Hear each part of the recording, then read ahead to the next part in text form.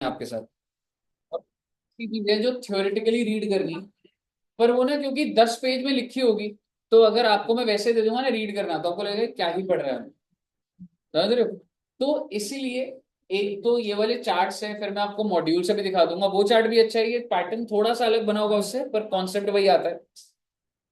तो आपको ध्यान है हम लोगों ने रजिस्ट्रेशन में कहां से कहानी शुरू करी थी? 22, 23, 24, ये वाला हमने कर लिया, liable, not liable, compulsory registration. बिल्कुल 25, 26, 27, 25 के अंदर वो प्रोसीजर ऑफ रजिस्ट्रेशन ही है। लेकिन इसके अंदर हमने और क्या देखा था? जीएसटी नंबर 15 डिजिट का होता है, ठीक है, कितने दिन में अप्लाई करना है, 30 दिन में अप्लाई करना है, ये कुछ बातें थ्योरेटिकली देखी थी। 26 कौन सा था बच्चे? Deemed registration. 27, हाँ, कैजुअल टेक्सुअल पर्सन और एनआरटीपी। और हमने लास्ट क्लास में 28, 29, 30 देखा था। सेक्शन 28 कौन सा था बच्चों? Amendment of registration. 29 cancellation and suspension. और 30 रेवोकेशन ऑफ कैंसिलेशन।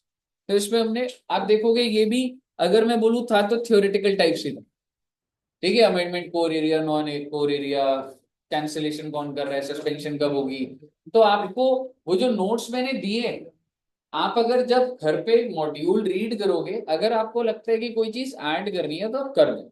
हालांकि पेपर में यहाँ तक भी पहुंचना अपने में सही रहता है, कोई ऐसा नहीं है, कोई मिसिंग नहीं है, बट नोट्स ज्यादा और अच्छे बन जाते हैं, क्योंकि एक लेवल पे 2-4% आप अपना बढ़ाओगे तो सही। अब मैं आपके साथ डिस्कस करूं, हमारा लास्ट टॉपिक है, that is procedure for registration. मतलब कौन से फॉर्म भरने होते हैं सर, ठीक है, फिर क्या होगा आगे, एंड एवरीथिंग, ऐसी कुछ बातें मैंने करनी है, थ्योरेटिकल बातें चलेंगी। अब मुझे बताइए, प्रोसीजर के अंदर सबसे पहले क्या मैं कह सकता हूं, किसकी बात करूंगा मैं? एप्लीकेंट, कि भाई एप्लीकेंट ने क्या क्या फॉलो करना है। कल को अब आपसे भी कोई पूछे भाई जीएसटी रजिस्ट्रेशन कैसे हो रही है, तो आपको पता लग जाए, समझ रहे हो?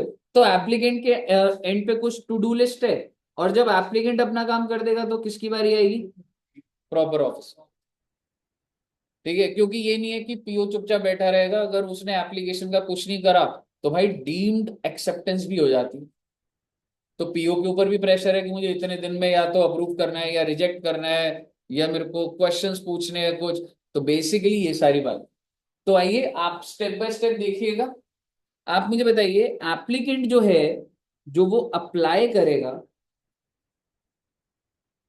He will apply for registration.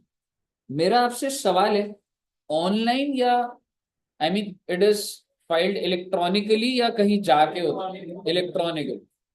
Apply for registration electronically. Electronically कौन से फॉर्म में बच्चे? REG 01।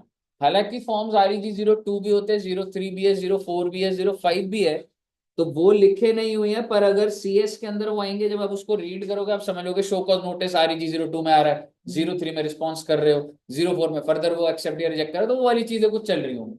पर आप मुझे बताइए, ये सारी चीजें मैं क्यों कर रहा हूँ? मुझे कौन सा सर्टिफिकेट चाहिए?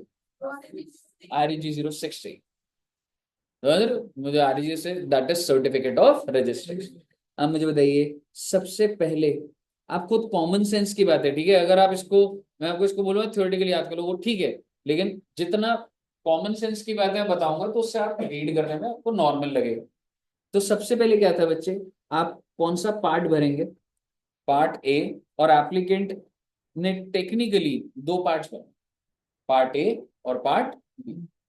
पार्ट ए उसका बेसिक केवाईसी। जब आप जाओगे, आप अप्लाई करोगे, वो आपसे आपका मोबाइल नंबर मांगेगा, आपका ईमेल आईडी मांगेगा, ठीक है, और फिर उस पर OTP आएगा जिससे वैलिडेट होगा, हाँ भाई ये बंदे का मोबाइल और वो भाई, ठीक है। तो पार्ट ए क्या बोल रहे हैं बच्चे, that if a person liable for registration, चाहे आप लायबल हो चाहे आप वॉलेंटरी कर रहे हो, आप अपना पैन नंबर डिक्लेयर करो। सबसे पहले वो आपसे आपका पैन जी नंबर सर। लेगा, फिर आपसे आपका मोबाइल नंबर लेगा, फिर email ID, and then state. Excuse me sir. हाँ जी बच्चे। सर थोड़ा अभी ज्वाइन करी थी, एक बार बता दोगे कितना हुआ है? नहीं, अभी स्टार्ट हुआ है, आप अप्लाई कर रहे हैं और आप सबसे पहले पार्ट ए के अंदर ये 4 चीजें दे रहे हैं। सर मैं गलत डाल दूंगा, ऐसा नहीं है बेटे। जीएसटी के सर्वर, आप जब अपना पैन नंबर देंगे तो वो सीबीडीटी के सर्वर से कनेक्टेड है। सीबीडीटी का मतलब क्या होता है? हम्म, क्या होता है सार्थक जी? हाँ, आज सारे सवाल तेरे से ही पूछे जाएंगे, कुर्सी तोड़ी है तूने।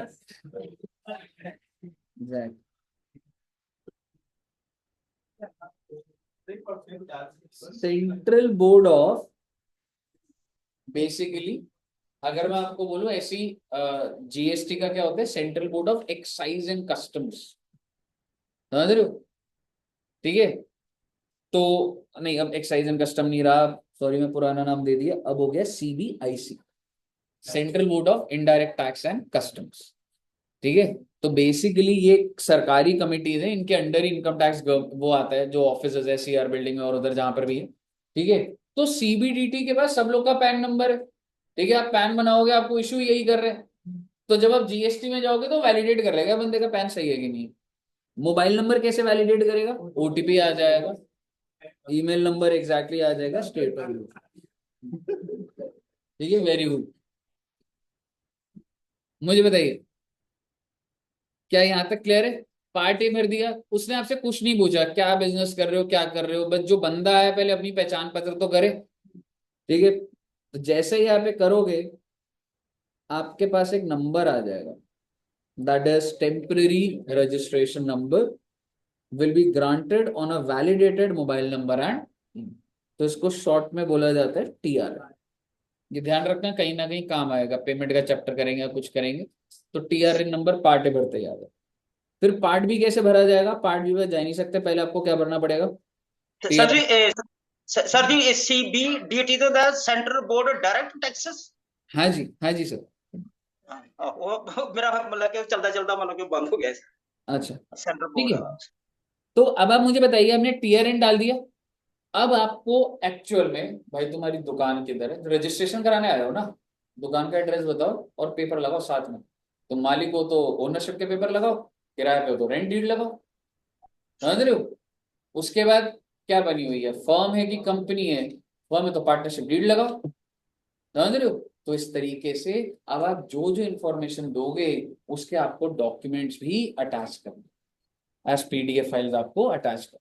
ठीक है, तो आप देखेंगे part B is to be filed electronically along with the documents, constitution of the business, whether sole proprietor firm, company, whatever, address of the place of business, nature of business and activity, वो code होते होंगे, क्या बेचते हो, क्या सामान बेचते हो, ऐसे इलेक्ट्रॉनिक है क्या है, डिटेल्स ऑफ ऑथराइज सिग्नेटरीज, तो अगर एडू जंक्शन का हम लोग करेंगे तो ऑथराइज सिग्नेटरी में और दुष्यंत सर बनेंगे, हमारा भी जाएगा भाई, डिटेल जाएंगे हमारी। ठीक है, तो बेसिकली यहाँ पर डिटेल्स, आधार ऑथेंटिकेशन, बेटे सारा कंटेंट बड़ा करा ही आधार ऑथेंटिकेशन, नहीं तो ये 10 मिनट में खत्म हो जाए। पिछले 2-3 साल में सरकार की जो आधार के ऊपर ऑथेंटिकेशन है, वो चाह रही है हर चीज आधार से कनेक्ट हो जाए, तो उस वजह से कुछ कई अमेंडमेंट्स आई हैं पिछले 2 साल, जो हमने डिस्कस करें। ठीक है, देन बेसिक डिटेल्स क्या लिखा है कुछ नहीं करना आपको। कॉम्पोजिशन स्कीम क्या होता है आपको भी कुछ नहीं करना, मतलब वो अगर जिनको पता है ऐसी बता रहा हूँ कि या तो तुम नॉर्मल रजिस्टर्ड होते हो या फिर कॉम्पोजिशन, मतलब उसमें आप जीएसटी चार्ज नहीं करते। ठीक है, छोटे दुकानदार होते हैं 1.5 करोड़ तक, रजिस्ट्रेशन तो करानी है क्योंकि 20 लाख से एक्सीड हो गया, पर दुकानदार छोटा है, तो क्या करना होगा? कॉम्पोजिशन। तो जब आप ये भर देंगे तो एक एक्नॉलेजमेंट आ जाएगी, in the prescribed form will be issued electronically and application shall be forwarded to, कहने का मतलब ये हुआ भाई, आपने पहले भरा पार्ट ए, और पार्ट ए भर के क्या आ गया? टीआर। फिर आपने भरा पार्ट बी, और पार्ट बी भर के क्या आ गया? एक्नॉलेजमेंट। यहाँ आपका काम। सर आप ये वाले जैसे एडिटेड नोट्स आप भेज दोगे क्या बाद हाँ में? जी मैडम, हाँ जी भेज दूंगा। यहाँ तक क्लियर है? अब मेरी बात ध्यान से सुनिए, कैजुअल टैक्सेबल पर्सन, उसको तो पेमेंट एडवांस में करनी होती है, उसको रजिस्ट्रेशन कैसे दे दूंगा मैं? तो बेसिकली आप ये कह सकते हैं casual taxable person has to make advance payment during filing part B. समझ रहे हो, पार्ट बी भरेगा ना जो वो advance payment during filing part B. यानी कि अगर मैं कैजुअल टैक्सेबल पर्सन की बात करूं, ठीक है, अच्छा, during filing part B, after that acknowledgement will be issue. मैं कैजुअल टैक्सेबल पर्सन को एक्नॉलेजमेंट ही नहीं दूंगा। आप समझो, कैजुअल टैक्सेबल पर्सन क्या करेगा, सबसे पहले क्या भरेगा, पार्ट ए। पार्ट ए से जनरेट क्या हो जाता है, टीआरएन। फिर वो क्या करेगा, पे करेगा और पार्ट बी भरेगा, दोनों करना पड़ेगा। और उसके बाद ही एक्नॉलेजमेंट आएगी। और जो नॉर्मल बंदा होगा, अगर मैं अदर्स की बात करूं, तो वो भरेगा पहले पार्ट ए, टीआरएन आएगा, पार्ट बी भरेगा और आ जाएगी जी। समझ आ रहा है ना आपको कहाँ पे क्या चीज का थोड़ा सा मॉड्यूलेशन आ रहा है। तो बेसिकली इसके अंदर कोई फन बट नहीं है। आप कल को किसी के पास भी जाओगे जीएसटी रजिस्ट्रेशन के लिए, ठीक है, तो बेसिकली वो आपसे यही डिटेल मांगेगा, आपको समझ आएगा। हालांकि मुझे बैंक डिटेल के ऊपर भी कुछ बात करनी है, और मेरे को बात करनी है मेन आधार। ये दो चीजें मेन है, जो चीज थोड़े काम बढ़ा दे। बैंक डिटेल पेपर में भी आ जाता है। आधार ऑथेंटिकेशन कम चांस होते हैं, लेकिन कुछ पता नहीं। बैंक डिटेल्स यहाँ पे लिखा ही नहीं हुआ, यही तभी ये गलत लिखा होगा बैंक होगा।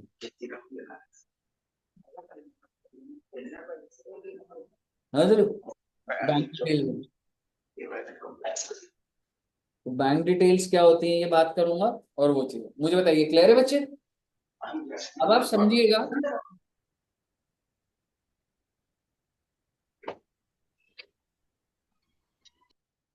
अब आप समझिएगा। अब मैं आपसे बात कर रहा हूं कि भाई पीओ के पास एप्लीकेशन आ गई, और ये एप्लीकेशन कोई बंदा तो आधार ऑथेंटिकेट करके कर रहा होगा, और कोई बंदा बिना आधार। तो डू हैव ऑप्शन, मैं अटका नहीं सकता बात। हालांकि अब ऑलमोस्ट इतने रिस्ट्रिक्शन लगा के अब लोगों के पास है, ठीक है, बट आपसे पार्ट बी में पूछा जाता है कि आप आधार ऑथेंटिकेट करना चाहते हो या आप नहीं करना चाहते, ठीक है। अब आप मेरी बात समझो, आपको क्या लग रहा है? हाँ जी, देख, जो भी न्यू एंट्रेंट होते हैं, ठीक है, जब तू फाइल करेगा तो वहीं पे ऑप्शन आता है ऑथेंटिकेट आधार, तो उस पर यस करेगा। वो तेरे को एक पेज पे ले जाएगा, तेरे आधार वाले मोबाइल नंबर पे जो तेरे आधार में रजिस्टर्ड है, एक का हो जाता है। समझ रहे? तो बेसिकली जैसे सोल प्रोपराइटर है तो हो गया, ठीक है, और फर्म के अंदर है तो पार्टनर में जो भी एप्लीकेंट एक पार्टनर का भी हो जाता है। समझ रहे? ठीक है जी। अब आप एक बार आइएगा, सर आधार ऑथेंटिकेशन दो बातें हो सकती है, या तो आपने करी है या तो आपने, अगर आपने नहीं करा तो गारंटीड है जीएसटी वाला आएगा, आपकी दुकान देख कर जाए, रजिस्ट्रेशन दे दूंगा आपको, लेकिन it is part of physical verification. आप कल को अपनी जब दुकान रजिस्टर कराते हैं जीएसटी में, they will come and they will see whether you are making supply from there or not. तो देखेंगे अगर आप, तो मैं पहले नॉट डन की बात करूं, कितने दिन में, within 30 days accept the application और issue show cause notice within. और मैं आपको बता दूं ये अभी अपडेटेड नहीं है, मतलब ये पहले के 1-2 साल पहले, तो फिजिकल वेरिफिकेशन होके रहेगी अब आप।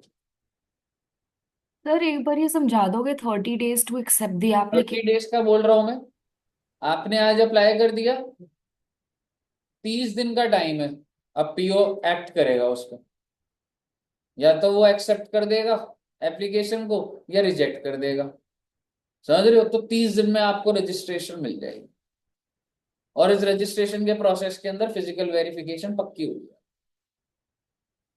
कहने का मतलब ये है, आधार ऑथेंटिकेट नहीं करा, 5 दिन बाद कॉल मत कर लेना, रजिस्ट्रेशन में 30 दिन का टाइम है, 30 दिन चुपचाप बैठो।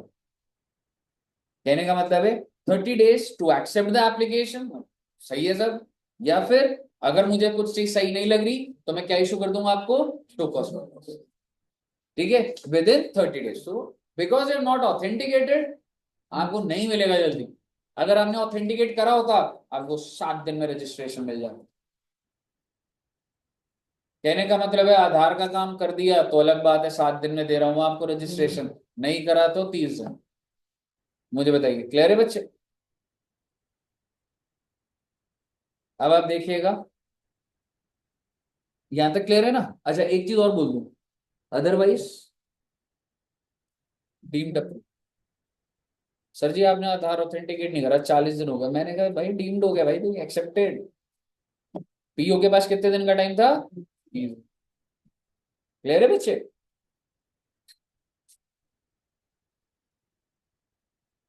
अच्छा अब मैं पहले नो की बात ही कर लेता हूँ। सपोज करो कि पीओ को लगा नहीं यार इसको ना कुछ शोकॉज नोटिस भेजता हूँ, ये पेपर प्रिंट ही सही नहीं था, या इसने 2 पार्टनर की डिटेल केवाईसी नहीं करी, वॉट एवर भी तरीके, कुछ क्वेरी आई, आपने अप्लाई करा, मैं नोट के अंदर ही हूँ ठीक है ना? तो एक तो मेरे पास कितने दिन है बच्चे टोटल, 30 days, और मेरे को कुछ क्वेरीज आई, तो मैं आपको शोकॉज नोटिस दूंगा कितने दिन में, 30 days। इन 30 days आई टू एक्सेप्ट और इशू शोकॉज नोटिस। तो मैंने शोकॉज नोटिस दिया, तो आप मुझे बताइए रिप्लाई टू शोकॉज नोटिस, ये आरो देख रहे हो ना यहाँ पर आ रहा है, is to be given by the applicant within how many days. और जब आपको आएगा आपको रिप्लाई करना होगा 7 days में। If no reply application stands rejected. If reply to show cause notice received, PO has to either accept or reject the reply. कितने दिन में? Within 7 days। जब आपको 7 मिल रहे तो मुझे भी 7 मिल रहे हैं, और अगर मैंने कुछ नहीं करा तो डीम्ड। पहले आप मुझे बताइए, छोड़िए ना आधार ऑथेंटिकेशन की बात, पहले आप मुझे बताइए अगर नहीं करा तो कहानी क्लियर होनी चाहिए। कितने दिन का वेट करना पड़ेगा? 30 दिन का। 30 दिन में अगर कुछ नहीं हुआ तो डीम्ड। अब या तो एक्सेप्ट हो जाएगा या शोकॉज आएगा। शोकॉज का रिप्लाई कितने दिन में करना है? 7 days में, ठीक है? कर दिया तो सही, नहीं तो कैंसिल। और आपने जब शोकॉज नोटिस का रिप्लाई कर दिया तो पीओ भी अब 7 दिन के अंदर जो करना कर देगा, एक्सेप्ट या रिजेक्ट कर देगा। क्लियर है बच्चे? अब मैं आ रहा हूँ आधार ऑथेंटिकेशन डन। मतलब जब मैं एप्लीकेशन भर रहा था, मैंने आधार ऑथेंटिकेट करा, मैंने आधार ऑथेंटिकेट के अंदर, आपको पता होगा आधार ऑथेंटिकेशन करे कई बच्चों ने, ठीक है? It's a very simple process. Online लिखा होता है आधार ऑथेंटिकेशन, फिर वो कहते हैं कि आधार नंबर डालो, और अगर यही मोबाइल नंबर है जो ओटीपी है डालूंगा, ऑथेंटिकेट हो गया, ठीक है? तो आधार ऑथेंटिकेशन डन। तो मुझे लग रहा है अरे अब तो सही है भाई, अब तो कितने दिन में रजिस्ट्रेशन मिल जाएगी। पर ऐसा नहीं है, पहले ऐसा ही होता। हो सकता है कि पीओ चाहे साइट वेरिफिकेशन, और मैं कुछ वर्ड्स लिख रहा हूं जो भी यहाँ नहीं लिखे और आपको दिखा दूंगा। he feels, he deems fit that it is important to do site verification, क्योंकि कुछ गाइडलाइंस तो जीएसटी डिपार्टमेंट में भी होती है कि आजकल ये रजिस्ट्रेशन फर्जी चल रही है, ये चल रहा है। तो हो सकता है कि even if you have done the Aadhaar authentication, पर पीओ ने उसको मार्क कर दिया कि मैं तो चेक करूंगा। या दूसरा क्या हो सकता है, पीओ, तो ये तो सब्जेक्टिव बात होगी ना बच्चे। अगर पीओ को लग रहा है सब ठीक है, आई मीन उसको लग रहा है दे देते रजिस्ट्रेशन, कितने दिन में उसे एक्सेप्ट करनी है एप्लीकेशन, या शो कॉज नोटिस भी कितने में, और अगर नहीं करेगा तो 8वें दिन में डीम्ड अप्रूवल हो जाएगा। और अगर आपने शो कॉज नोटिस दिया तो कितने दिन में रिवर्ट करेगा एप्लीकेंट, अगर नहीं करा तो कैंसिल, और अगर कर दिया तो पीओ को कितने दिन में करना है? 7 दिन। क्लियर है बच्चे? अब मैं कह रहा हूँ कि सर जी आधार ऑथेंटिकेटेड है और पीओ को लग रहा है वेरिफिकेशन जरूरी है, या आजकल क्या हो गया, सिस्टम जनरेटेड भी हो गया, ऑटो पॉपुलेट हो जाएगा, क्योंकि पीओ तो हो सकता है ना पैसे ले ले, फोन करे हाँ जी वेरिफिकेशन के लिए आए, तो क्या बोलेगा दुकानदार, आओ, या बोलेगा सर मत आओ, क्या लग रहा है, मत आओ या तो पैसे भेजोगे, समझ रहे हो? अब क्या लग रहा है, नहीं है, यही तो लूप होल होते हैं। अगर मैं एडू जंक्शन की रजिस्ट्रेशन कराऊं, मैं क्या चाहता हूँ कि जीएसटी डिपार्टमेंट आए, और वो भी जब तुम्हारी क्लास चल रही हो, तुम तो वैसे ही खुला बोलते रहते हो, यहाँ ये हो गया, यहाँ वो हो गया, समझ रहे हो? तो वो तो अपना और स्कोप बना रहेगा। तो बेसिकली पीओ फोन करता था, कहता कि आऊं क्या वेरिफिकेशन के लिए, तो कहता था मिलने आओ जरा एक बार, वो तो अनऑफिशियल है ना, मिलने आओ, आप कुछ रख दो, सब ठीक है, नहीं तो एक डेट डाल दो, ये आप साइन कर दो, हम इस दिन आ रहे हैं। सीधी बात करे हो, आप आए हो ना, कौन से दिन आए जी, बंदे की हालत खराब हो गई। आप ये मत सोचिए कि किसी की हालत खराब नहीं होती होगी, वो लोग तंग करते हैं, उनका पर्पस ही है। अगर आप सीधे रास्ते नहीं करोगे, मैं आपको तंग करना शुरू कर दूंगा, ले दे के आपसे पैसे तो ले लूंगा मैं, मेरा अपना टारगेट है, और मेरे को टारगेट मेरे बॉस ने दिया है, उसको उसके बॉस ने दिया है, तो जीएसटी का जो बॉस है, और जीएसटी कौन चला रहा है, टारगेट कहाँ से आ रहे हैं?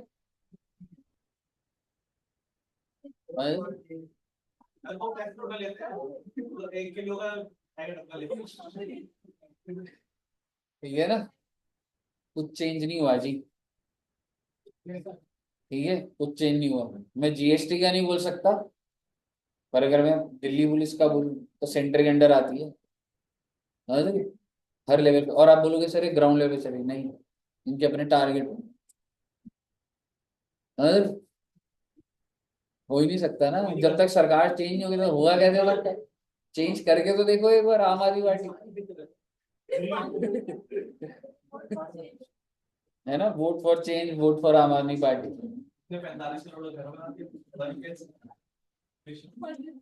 चलिए, तो बेसिकली सिस्टम जनरेटेड भी अपने आप पॉपअप हो सकता है जब आप अप्लाई करो, even it is Aadhaar authenticated, that system generate कर देगा और बोलेगा भाई इसकी दुकान पे जा ही जा, इसकी होगी साइट वेरिफिकेशन।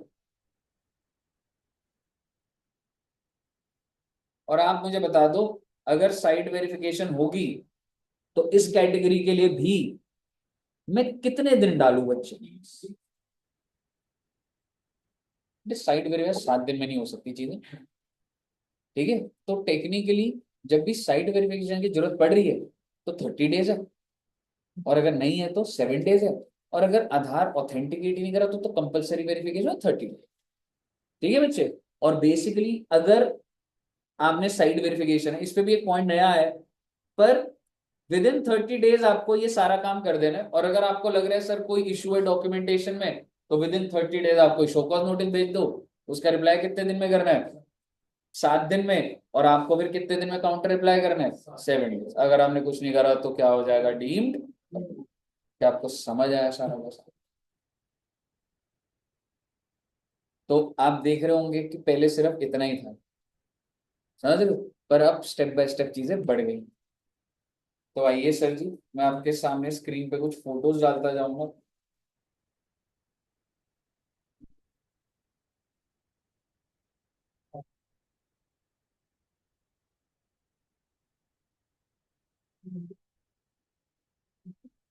और आप हेडिंग या मतलब ये मैं शेयर कर दूंगा, फिर वो कर लेना, पर लिख जरूर लेना बच्चे इसको। मैं आधार ऑथेंटिकेशन की और अभी बात नहीं कर रहा, थोड़ी देर बाद करूंगा, मतलब ऑलमोस्ट हो गई है, पर वो थ्योरेटिकल बात है। मैं बैंक अकाउंट के ऊपर बात करना चाहता हूँ कुछ। बैंक अकाउंट कौन से फॉर्म में जमा हो रहा था अभी, वो कौन से स्टेप पे, पार्ट ए या पार्ट बी? Part B. तो इसके ऊपर ये बात निकल कर आई हुई है कि जब आप फॉर्म भर रहे हो और अगर आपके पास बैंक अकाउंट नहीं है तो भी एप्लीकेशन एक्सेप्ट कर ली जाएगी, कोई दिक्कत वाली बात नहीं है। बस आप कितने दिन में तो बैंक ले लीजिए और अकाउंट दे दीजिए विद इन 30 डेज। दूसरी बात, या क्योंकि तुम्हें रजिस्ट्रेशन मिल जाएगी तो तुम अपनी GSTR 1 भरते हो सबसे पहली, तुम सामान बेचोगे GSTR 1 उस डेट या within 30 days from the date of this application आपको बैंक डिटेल्स अपडेट करने हैं। तो बड़े ध्यान से देखिए,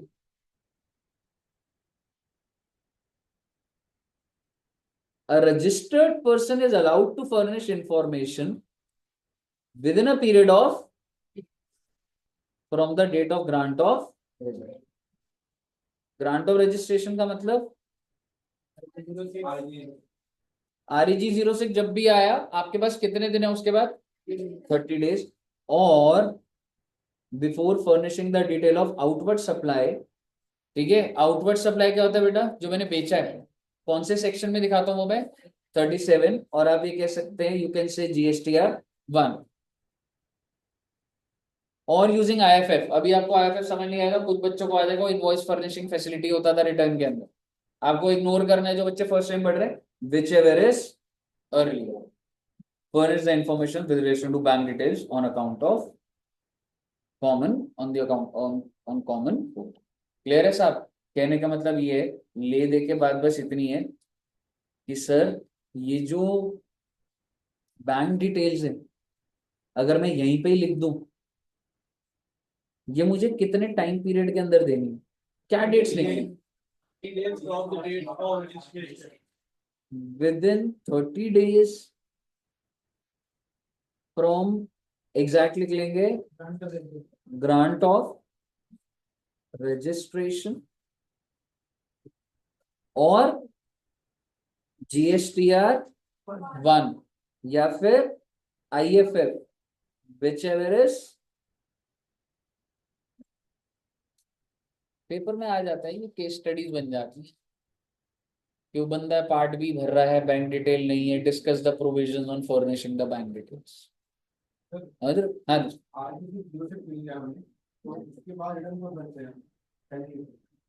फर्स्ट रिटर्न के प्रोविजंस होते हैं वो, जो भी ड्यू डेट आएगी वो। तो किस एंगल से पूछ रहा है, सारा पढ़ने के बाद या सिर्फ इतना पढ़ो?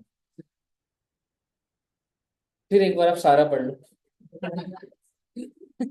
क्योंकि अभी मतलब मैं दूसरे कॉन्टेक्स्ट में होता तो डिस्कस करता, पर फर्स्ट रिटर्न जैसे आज मुझे REG 06 मिल गया, ठीक है, तो अब मंथली रिटर्न जाती है, आज क्या डेट है, तो मैं नवंबर की रिटर्न भरूंगा।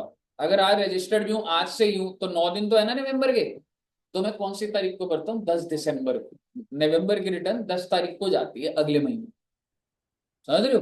तो बेसिकली अगर तेरे को आज मिला है तो 30 डेज तो अभी 20 दिसंबर तक जा रहे हैं, पर तेरी GSTR 1 कब तक जाएगी, 10 दिसंबर, तो विच एवर इज। क्लियर है? ओके तो ये बात हो गई बच्चे बैंक डिटेल की। सर क्या हमें इसको ऐसे रीड करना है कुछ है? देखो बच्चे बहुत जरूरी तो नहीं है, लेकिन मैं एक बार के लिए तो बिल्कुल भी मना नहीं करूंगा, जब आप फर्स्ट टाइम अभी बना रहे हो तो फर्स्ट टाइम तो आपको पूरा पढ़ना चाहिए। ठीक है बच्चे, आइए अब एक नई बात डिस्कस करता हूँ। ऐसे 3-4 स्लाइड्स और खत्म है बस रजिस्ट्रेशन।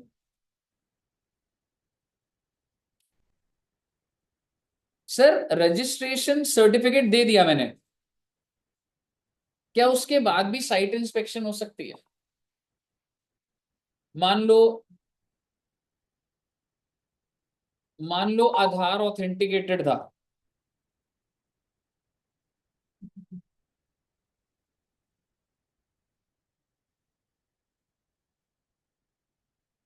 क्या हो गया madam?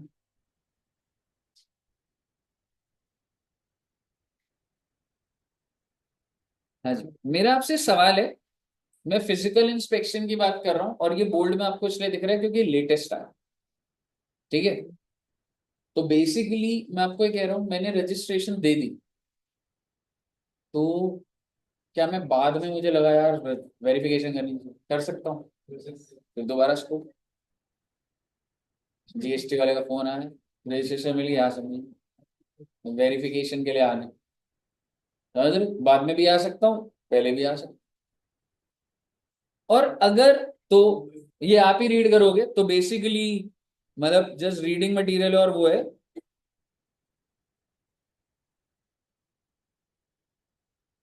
where the PO is satisfied that physical verification of the place of business is required after grant of कर सकता है and where physical verification is required before the grant वो हमने देख लिया ना if you are not authenticated Aadhaar authenticated या PO deems fit या सिस्टम जनरेटेड आ गया तो मुझे फिजिकल वेरिफिकेशन करनी है पर इसका भी एक टाइमलाइन बन गया कि इतने दिन में कर दे भाई फिजिकल वेरिफिकेशन तो वो क्या है along with all the documents मतलब सारा फोटोग्राफ साइट की at least 5 days before completion of क्या लिखूंगा बताइए 30 days यानी कि 25 दिन के अंदर वेरिफिकेशन करो बाकी 5 दिन और प्रोसेस चलता रहेगा समझ रहे हो ये पहली बार आई है इन जनरल दे रखे लिमिट लेकिन 25 दिन का कभी करते 25 दिन के अंदर वेरिफिकेशन करें 5 दिन ताकि और वो बच रहे हो कि वो जो वाली चीज है ठीक है ना तो आपको ये वाली बात ध्यान रखनी है तो ये नई चीज आई है बच्चे physical verification in certain cases after है तो भी if he deems fit he can go and do the verification and उसके बाद अपनी रिपोर्ट बनाएगा फोटोग्राफ्स डालेगा एवरीथिंग और अगर बिफोर है तो ये नया पॉइंट क्या आ गया कि 25 दिन में खत्म कर देना उसको मुझे बताइए क्लियर है स्लाइड भेज दूंगा तो हो जाएगा ना बस ओके बस बेटे हल्का फुल्का रह गया आज के टाइम पे आपको बताता हूं आधार ऑथेंटिकेशन कैसे हो रही है नॉट कंपल्सरी बट बायोमेट्रिक मतलब ऑनलाइन जब अप्लाई कर रहा हूं तो बोलेगा कैमरा ओपन करो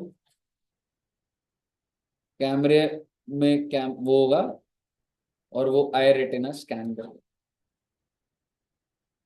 अलग से कैमरा नहीं आता हो सकता है लगाना पड़ता हो फेस बायोमेट्रिक स्टार्ट हो गया बस और हैंड इम्प्रेशन और ये ठीक है थंब इम्प्रेशन और ये अब इसके लिए फैसिलिटेशन सेंटर ये ट्रायल बेसिस पे गुजरात में स्टार्ट हुआ था ठीक है पर अब वो वाला पॉइंट हट गया ट्रायल पे नहीं है वो लिखा है ही मे डू दिस अब वो कैसे हो रहा होगा कौन से इक्विपमेंट लगाकर होगा वो अलग बात है उसमें नहीं जाना हमने कोई कुछ फोन लगा सकता है समझ रहे हो?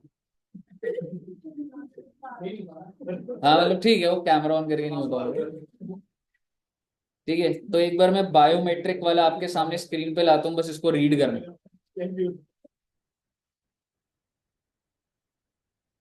आइए risk based biometric based Aadhaar authentication of registered applicant अब एक बार इसको रीड करना बच्चे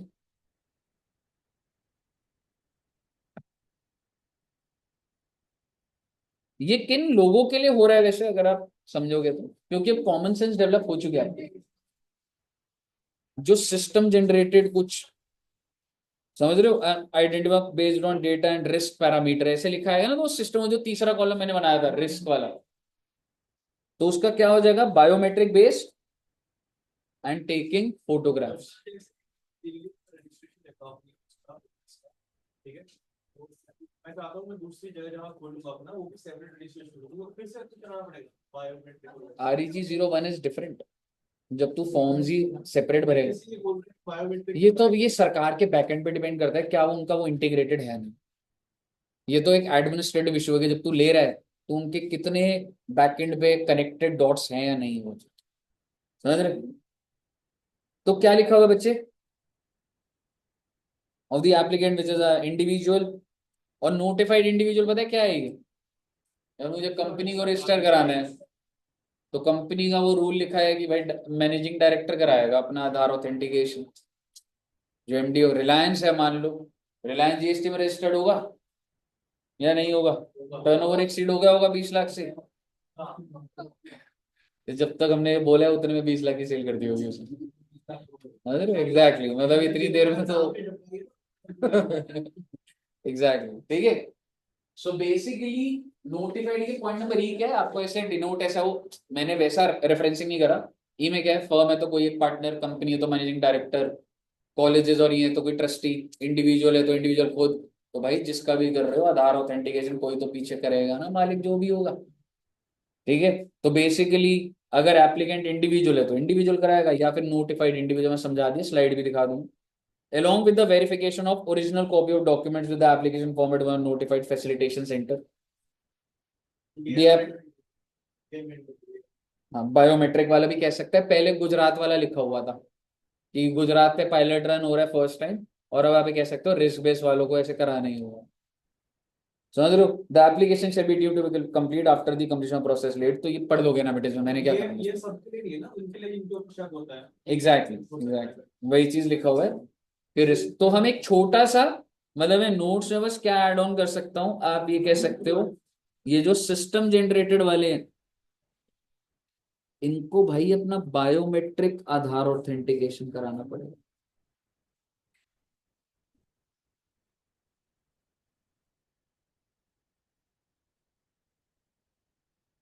क्लियर है बच्चे? ओके सर, और क्या रह गया? आपको पता है कुछ लोगों को आधार ऑथेंटिकेशन कराना ही नहीं, क्या लग रहा है कौन होंगे वो लोग? हम्म, नहीं, या जो एग्जाम अप्लाई कर दिया होंगे। पेपर में आ जाता है कि किन किन लोगों को आधार ऑथेंटिकेशन नहीं कराना, जो पर्सन सिटीजन ही नहीं है, central government, state government, statutory body, PSU. इनका तो सबसे पहले होना चाहिए। एग्जैक्टली, आप बताइए गलत है कि नहीं है? कौन कर रहा है गलत चीजें? लेकिन आप इसके आगे रुक क्यों जाते हैं आप?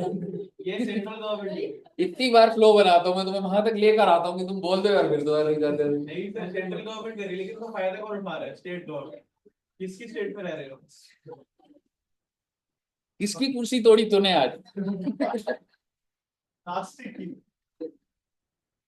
ठीक है, तो बेसिकली ये आपको ना लिखने होंगे नोट्स में, ठीक है, जो आज मैं फोटोज भेजूंगा वो लिखने होंगे आपको। तो ये कह रहा है पेपर में आ जाता है 2 नंबर का आ जाएगा कि किस किस को आधार ऑथेंटिकेशन नहीं करवानी, ठीक है ना। और आखिरी वाला भी देख लो, person applying for unique identification, UIN वालों को भी नहीं कराने बच्चों। क्लियर है साहब? ओके, क्या रह गया सर जी? बैंक डिटेल्स हो गया, फिजिकल वेरिफिकेशन, बस ये एक और स्लाइड आ रही है। और ना आप देखोगे थ्योरी में बार बार यही बातें रिपीट हो रही होंगी, समझ रहे हो? वही प्रोसेस और वो है, बस खत्म है बस। क्या बोल रहा है?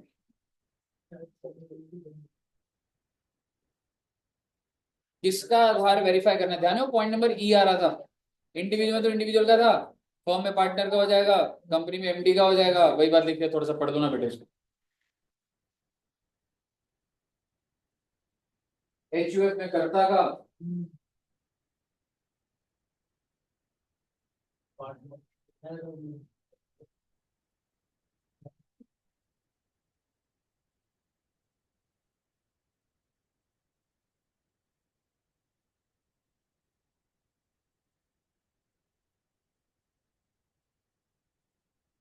जो काम करता है ना, जो होमवर्क करता है, क्लास वर्क करता है, उसको कर्ता बोलते हैं। आप बताओ, करते हो आप होमवर्क? करते हो ना, यू आर कर्ता।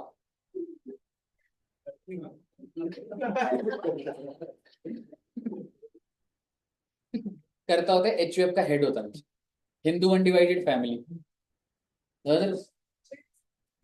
क्या होता है? एजेड, ऐसे एज, हाँ कह सकते हैं। क्योंकि हर एक फैमिली जो है उसके ऊपर एक लॉ लगी रहा होता है एचयूएफ का। क्यों होता है मालूम है आपको? और गहराई में जाओगे, पेरेंट्स के बाद अगर विल नहीं लिखी होगी तो एचयूएफ का एक्ट लग जाता है, हिंदू अनडिवाइडेड फैमिली। मतलब अगर किसी कोई बिजनेस में शुरू लग जाए, क्योंकि कोर्ट में प्रॉपर्टी से रिलेटेड केसेस चल रहे होते हैं ना,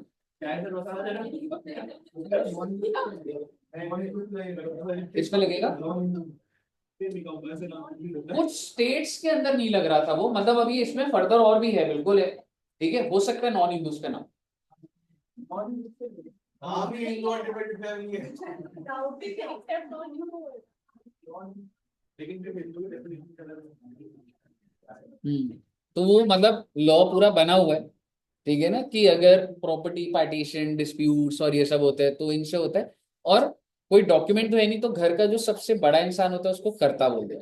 और ये बिजनेस में भी, अगर उनका बिजनेस चल रहा है ऑल टुगेदर फैमिली, तो भी वो चीज होती है, लेकिन अगर नहीं भी चल रहा तो द सबसे senior most person is called कर्ता। क्लियर है बच्चे? तो ये समझ आ गया ना?